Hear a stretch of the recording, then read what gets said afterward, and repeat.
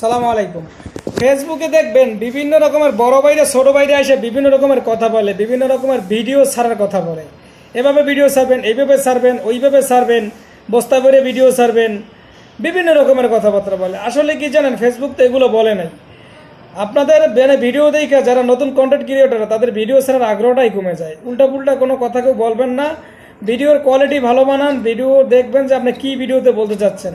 আপনার কোনো বড় ভাইদের ভিডিও দেখতে হবে না, আপনার ভিডিও মানুষ দেখবে, বুঝতে পারছেন? তাহলে আপনার ভিডিওতে একসময় ফরিউতে চলে যাবে। কোনো বড় ভাই টরবে এগুলো দেওয়ার দরকার নেই। আপনার যখন ফেসবুকে কিছু কিছু হালকা কিছু গাইডেরিয়া আছে এগুলো দেখবেন, তাহলে আপনার ভিডিও ফরিউতে চলে যাবে। কোনো বড় ভাইকে কোনো ভিডিও দেখার দরকার নেই, তাদেরকে দেখতে গেলে আপনার ভিডিও ছাড়ার আগ্রহটা কিন্তু কমে যাবে।